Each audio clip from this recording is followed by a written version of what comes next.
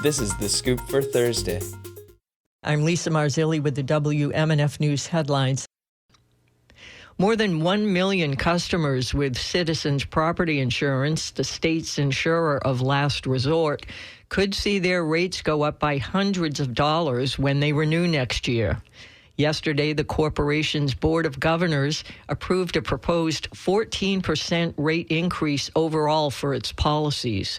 According to the Tampa Bay Times, the average premium in Hillsborough County would go from $2,667 to just over $3,000. In Pinellas County, it would increase from $2,854 to just over $3,200.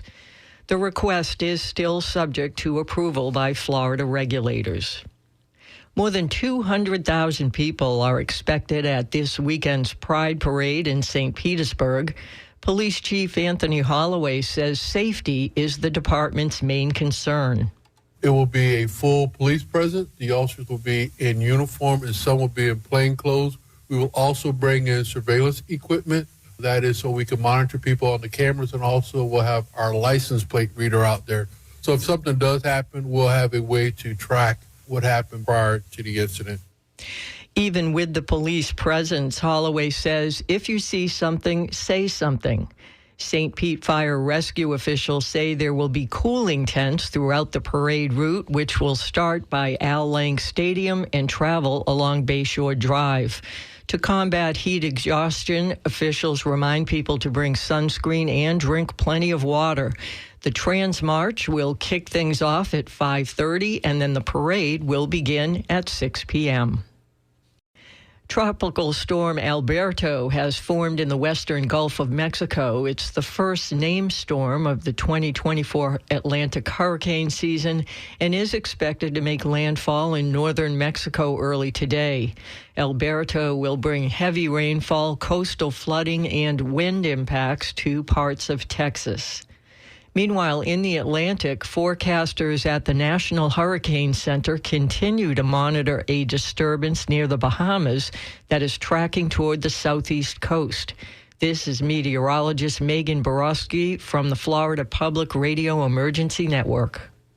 So although this low won't turn into a tropical system, it will cause unsettled weather for the Atlantic coast. Gusty and quick-moving downpours will be likely on and off throughout the day today.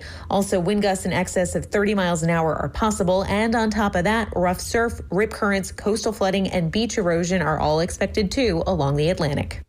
Borowski says that high surf and rip current alerts are in effect for the Atlantic and also the western Panhandle coast today. She urges us to heed lifeguard flags and stay out of the water until conditions settle down. The mother of a transgender teenager involved in an investigation at a Broward high school spoke publicly for the first time Tuesday. Jessica Norton was one of 5 employees at Monarch High School reassigned to non-school work sites.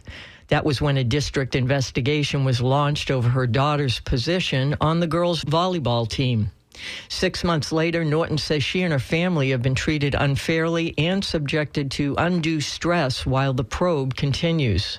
For 203 days, I have been forthright and honest and have not been treated with a shred of respect or simple decency. District leadership tried to ruin my life, but instead destroyed the life of an innocent 16-year-old girl. Florida is one of at least 24 states that's adopted a law banning transgender women and girls from sports teams.